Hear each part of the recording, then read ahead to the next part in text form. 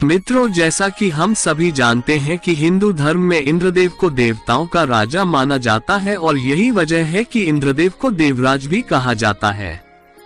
परंतु अब यहाँ ये सवाल उठता है कि जब इंद्रदेव देवों के राजा हैं, तो हिंदू धर्म को मानने वाले लोग उनकी पूजा क्यों नहीं करते, या फिर पूरे भारतवर्ष में इंद्रदेव का कोई भी मंदिर क्यों नहीं है। तो दोस्तों, आपको बता दूं कि हिंदू धर्म ग्रंथों में कई ऐसी कथाओं का वर्णन किया गया है जिसकी वजह से देवराज होते हुए भी इंद्रदेव की न तो पूजा ही की जाती है और न ही उनका कहीं मंदिर बना हुआ है।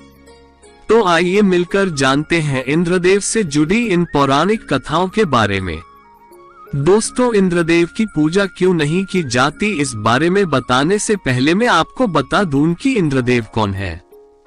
हिंदू धर्म ग्रंथों के अनुसार इंद्र किसी एक देव का नाम नहीं, बल्कि जो भी स्वर्गलोक की गद्दी को प्राप्त कर लेता था उसे इंद्र की उपाधि दी जाती थी।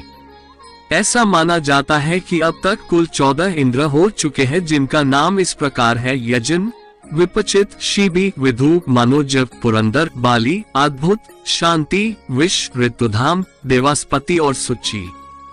ऐसा माना जाता है कि इंद्रपद पर जो भी आसीन होता था उसे हमेशा अपने सिंहासन छीनने का डर बना हुआ रहता था, इसलिए वह किसी भी साधु और राजा को अपने से शक्तिशाली नहीं बनने देता था, और इसलिए वह कभी तपस्वियों को अप्सराओं से मोहित कर पथभ्रष्ट कर देता, तो कभी राजाओं के अश्वमेघ यज्ञ के घोड़े चुरा लेता।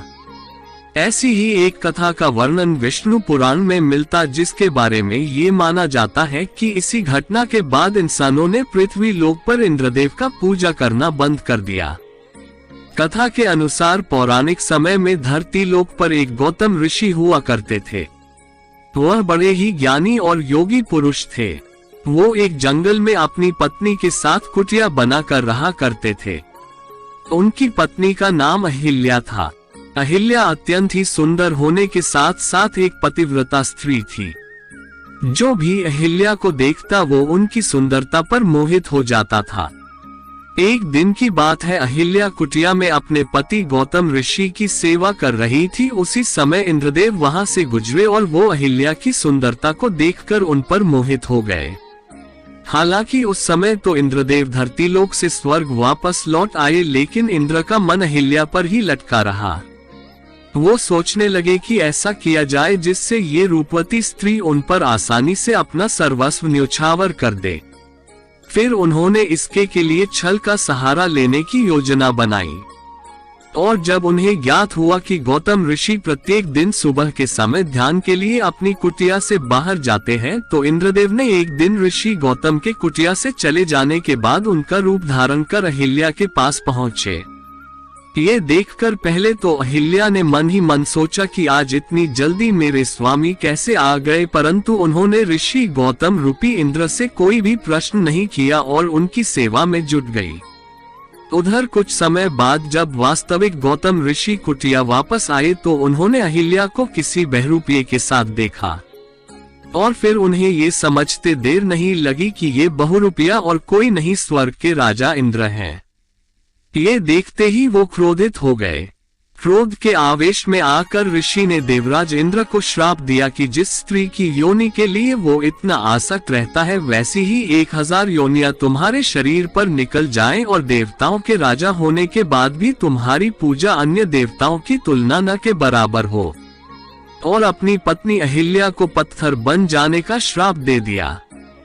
ऐसा सुनते ही इंद्र अपने वास्तविक रूप में आ गए और ऋषि के पैर पकड़ लिए और गिड़गिड़ाने लगे।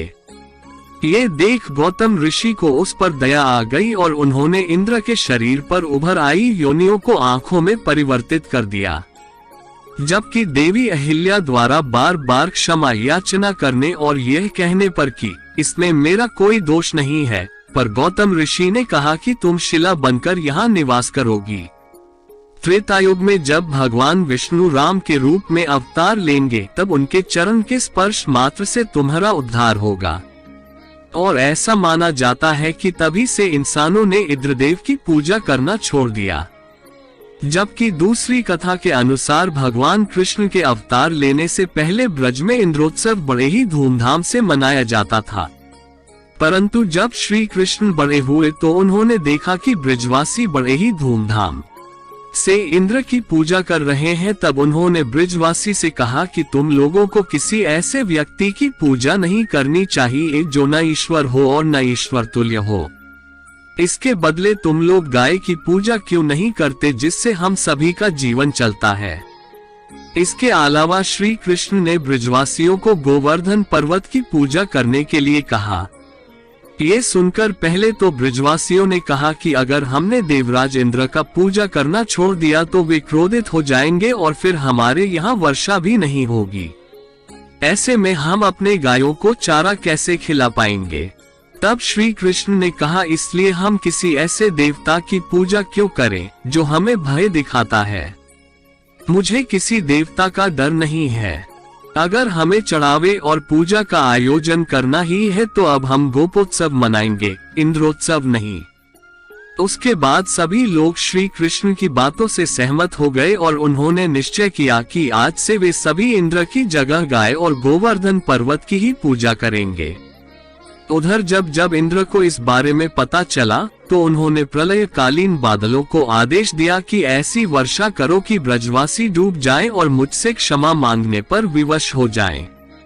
इंद्र की आज्ञा से बादल मूसलाधार जल बरसाने लगे और जब लंबे समय तक वर्षा नहीं थमी और ब्रजवासी कराहने लगे तो भगवान श्री कृष्ण ने गोवर्धन पर्वत को अपनी अंगुली पर धारण कर उसके नीचे ब्रजवासियों को बुला लिया।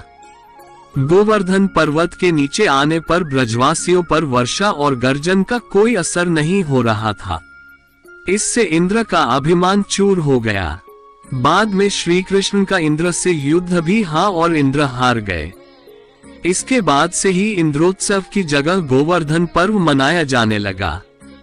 और दोस्तों की जैसा कि आप सभी जानते हैं कि मंदिर उन्हीं देवताओं की बनाई जाती है जिसकी पूजा होती है, और पौराणिक कथाओं के अनुसार जब देवराज इंद्र की पूजा ही नहीं की जा सकती तो ऐसे में फिर उनका मंदिर कैसे बनाया जा सकता है।